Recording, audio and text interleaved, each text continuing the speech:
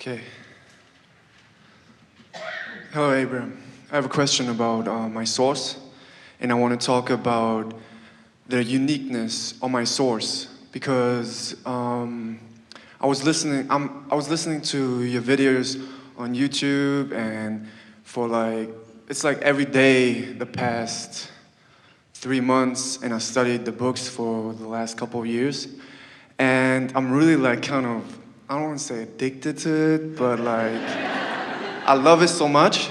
And I did probably a couple of hundred focus weeks the last months, and I meditate and do all that.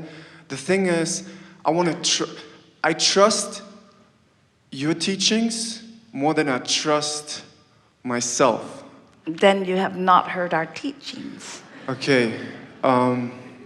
Tricky. Because our teachings, yeah. We'll give you the basis of our teachings. Yeah. You were source energy. You've come into this physical body.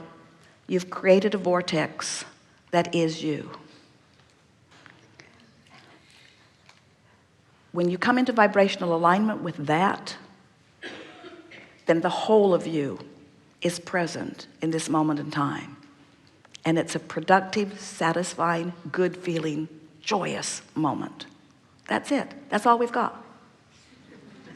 That's all we've got. In other words, that's it. I think it's more related to what I understand. In other words, if you say, I trust what you say more than I trust myself, then we say, then you haven't heard what we've said. Because what we're saying is trusting self. What is the feeling of trust? We're going to hear you out fully, but let's just smooth this out here. Yeah. When you say trust, use more words. What does trust mean and feel like? Confidence, faith. It feels like. Okay, and so confidence. We're going to say confidence, alignment, faith, alignment, love, alignment. In other words. So trust, what the very word trust means is I'm vibrationally compatible with the whole of who I am.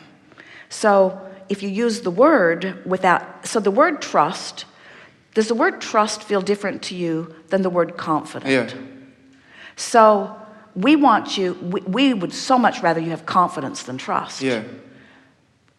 Does the word love feel different to you than trust? Yeah. We would so much rather that you be in a moment where you're feeling love. How about appreciation? Appreciation feels different than trust too, doesn't it? Yeah. And so what we're saying to you is when you reach for feelings like love and appreciation and confidence, then you can trust that you're there. Yeah. And that's how you know you're there. The good thing is that I understand the difference between the words, the confidence. I feel the difference between it. Yes, you do. And what I wanted to say is it was related to understand that you speak with the vocabulary of Esther's, right? Is that kind of truthful? And we offer blocks of thought to Esther, and over a rather long period of time, she has found words that to her mean what we know. So it's a sort of blending of our knowing and words that it's sort of like the difference between trust and confidence, isn't it? Yeah. And what I want to say is I really love Esther really much for doing that. The thing is, I don't want to say my generation, but I use different words. But I think it's not about the words. It's about the energy behind the words, Good. If that's right. Good. So pick some words and we'll take time here. Give us some words and we will tell you the vibrational variance or alignment in them. In other words, what word is on your mind when you make that statement? Okay. For example, I make music. Say again? I make music. Yes. Music. Yeah, I love music. Music is pure vibration, pure knowledge conveyed from one to another without words. Yeah. That's what music is. And I rap, so it's like hip hop. Yes. And I know why they laugh because they know I use cuss words too.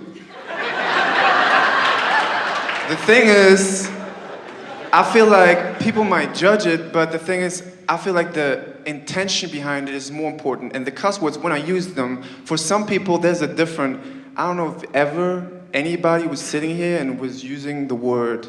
Like when you say, I hear you talk and you say, for example, I don't give a rip what other people think about me. Well, with all respect, I would say, I don't give a what other people think about me. But the thing is, there's no bad intention behind it. Like even when I rap, I want to bring like fun, witty stuff, and like things that like, I don't know, it's, and I feel like if I don't, but then it's like this voice in my head, Abraham would never say that. So what are you doing? But then there's this, I feel like either it's this inner source Here's the thing. First of all, it doesn't matter whether Abraham would say it or not, because you're right, it is the vibrational intention behind it. This is something to be mindful about. This is something to give a fuck about. Yeah.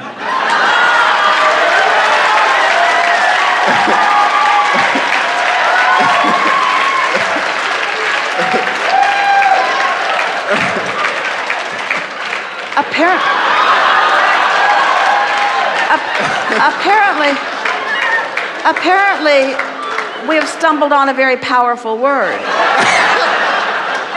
This is something to be mindful about. Yeah. It's not so important what words are used. What matters is that you know whether you are empowered from inside the vortex as you speak them, or whether you're disempowered from outside the vortex. Now, one of the things that is really important, as we visit with you, and we know you are aware of this, just relax, we're going to get right to the heart of this easily. When we visit with you, much of the conversation that we are aware of, or that we are shining a spotlight on, is that in knowing what you don't want, that's how you give birth to what you do want. And so even in much of the rap that stands in the attitude of protest, there is a lot of birthing of desire. It's a movement that is asking with rhythm and clarity for all kinds of things.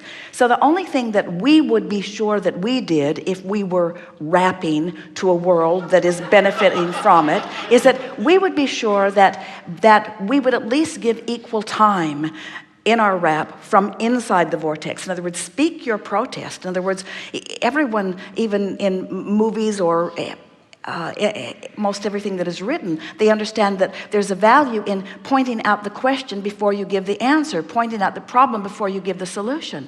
So for the sake of your alignment with Source, much that will flow through you will come through that alignment. We've never known anyone who rapped, and we know all of them. Intimately. We've never known anyone who rapped, who was really good and really successful and really in rhythm and really hitting the marks and really moving the crowd, who wasn't in the vortex while they're doing the rap. And the words that are spoken are irrelevant. Yeah.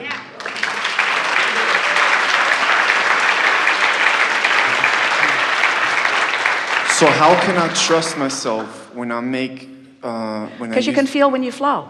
You can feel when you're flowing, and you can feel when you're not. And it's not about taking a bunch of lyrics and memorizing them. When it flows, you're tuned in, tapped in, turned on, and you know it. And when it feels good and the words are irrelevant. And the irrelevant words become more relevant as you speak them. But don't you love it when you get tuned in, all full of yourself? It's not different than the basketball player who's in the zone, whose coordination and strength and awareness of where the basket is in relationship to where he is, no matter where he is, whether he's on the ground or whether he's in the air. In other words, these are not things that are even physically possible without the awareness and the alignment of that broader perspective. There is so much that happens that falls in the category of what you would call your physics of your world that you are only able to accomplish because of your alignment with Source. And what happens in a verbal context or in a musical context is certainly no different. In fact, it is the most emphatic demonstration of alignment that exists on the planet today. Yes. He's ringing our bell here. You feel satisfied? I have one last question. Is that cool? Yeah? We'll begin with you when we come back Thank you from so segment much. of refreshment. Appreciate Good it. time for lunch.